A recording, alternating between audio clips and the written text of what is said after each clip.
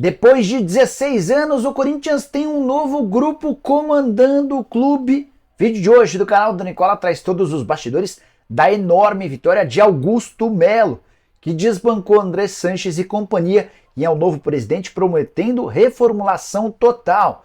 No vídeo quero te contar também sobre Gabriel Neves de saída do São Paulo. Tem atualizações sobre o jogo do Palmeiras contra o Fluminense, com o Allianz Parque restrito em determinado setor. Falo também sobre a Série B, com mais 2 times garantidos na primeira divisão e outros 2 que foram para a terceira. Tudo isso no vídeo de hoje do canal do Nicola.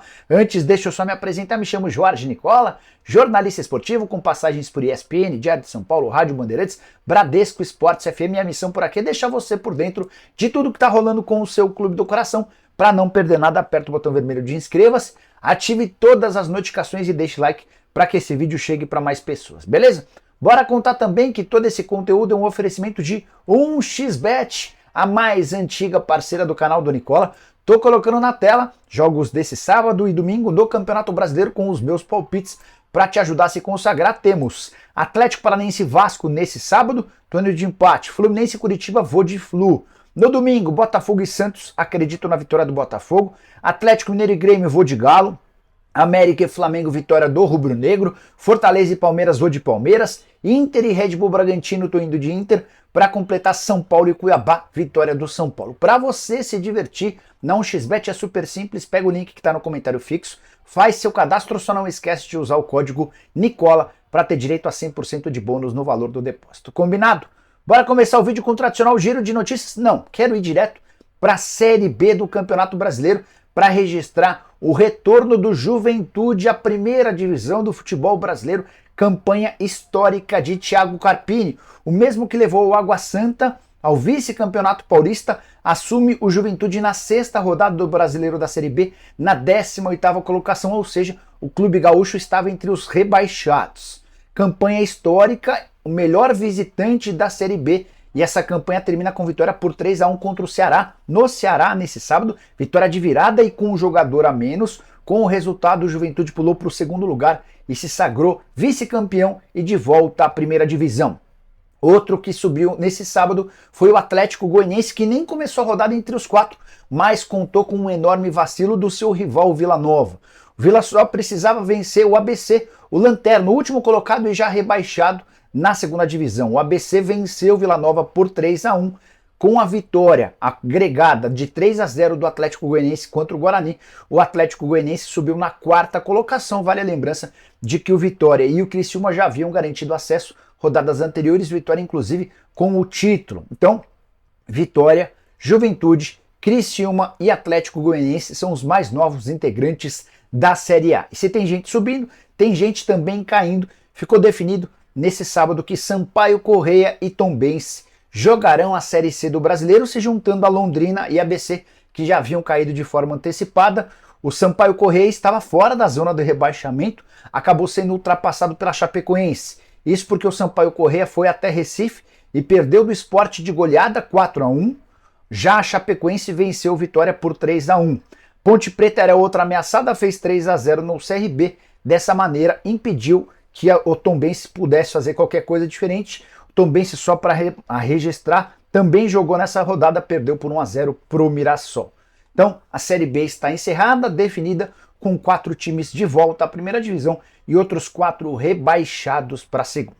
Bora falar agora sobre o São Paulo. Quero te atualizar sobre uma notícia importante contada por André Hernan, jornalista e parceiro aqui no YouTube. Ele assegura que Gabriel Neves, o volante uruguaio de 26 anos de idade, que é xodó do torcedor do São Paulo, não deve ficar para 2024.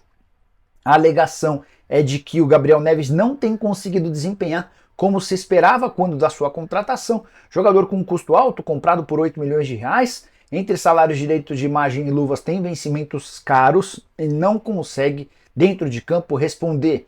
É curioso porque ele é um volante uruguaio, mas tudo que ele não tem é garra. Ele tem mais técnica do que os outros volantes, mas não é um cara de muita intensidade. Diante da rotação e da necessidade de abrir mão de atletas para o próximo ano, o Gabriel Neves também deve deixar o clube.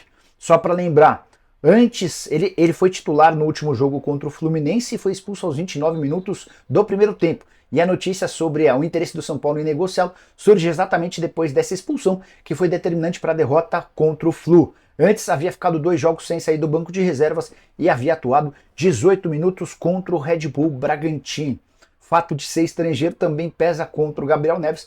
São Paulo precisa enxugar o número de estrangeiros para que possa buscar reforços no mercado. Também já havia contado para vocês que uma das preocupações do Dorival é diminuir o número de atletas para o ano que vem. São Paulo conta com quase 40 e quer ter mais ou menos 30 em 2024. E você acha que o Gabriel Neves deveria ficar? É um erro da comissão técnica? Use o espaço para comentários e deixe sua opinião, beleza?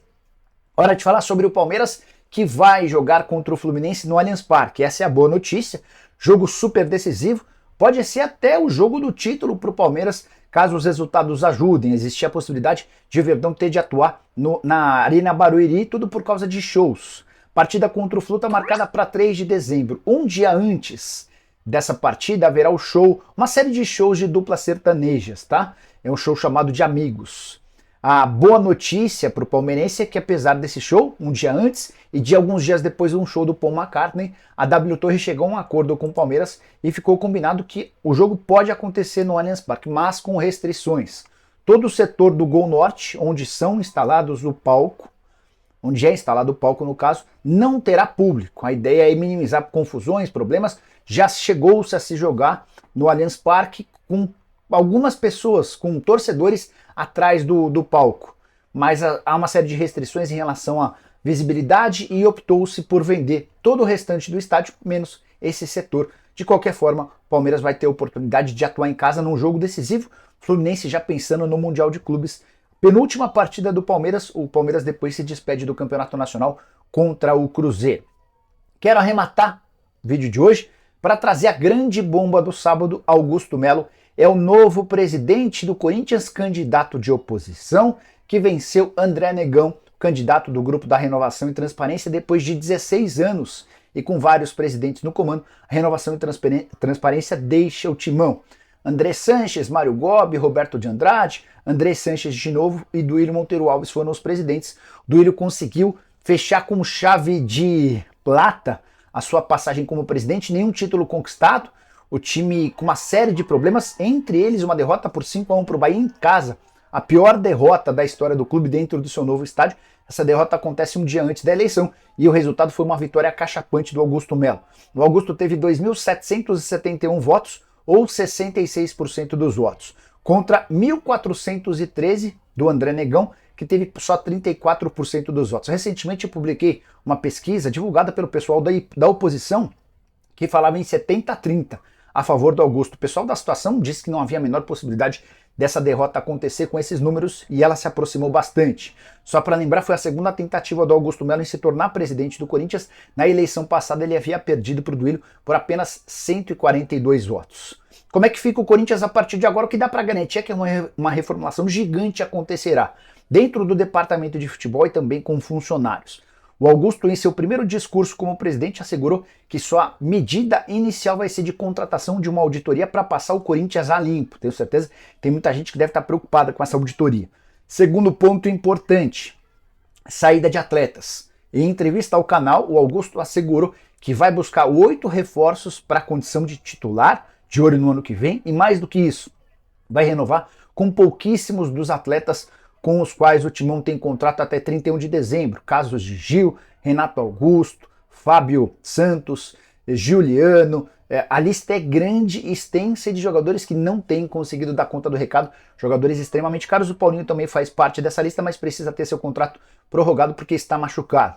Rodrigo Caetano, diretor executivo de futebol do Atlético Mineiro, é o plano A do Augusto. Ele vai conversar com o Rodrigo Caetano para tentar contratar o dirigente para dar o departamento de futebol para que o Caetano tome conta. Outro nome importante, contei para vocês que o Augusto Melo quer Di Maria como reforço no ano que vem. Isso não vai ser possível em janeiro.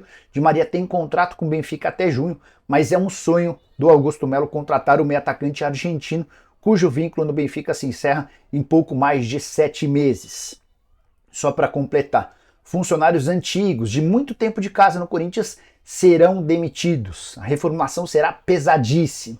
A rapa vai acontecer. E o Augusto, no seu primeiro discurso, depois da vitória, disse esperar que o Duílio ajude na transição, afirmou que foi uma vitória do povo, o torcedor corintiano já não aguentava mais o grupo Renovação e Transparência, e as torcidas organizadas do lado de fora do Parque São Jorge festejavam como se fosse um título nacional. E você, o que achou da derrota de André Sanches e companhia e da eleição de Augusto Melo? Usa o espaço para comentário, tô curioso para saber a sua opinião, beleza? A gente se encontra assim que pinta a notícia. Abraço a todos, tchau, tchau.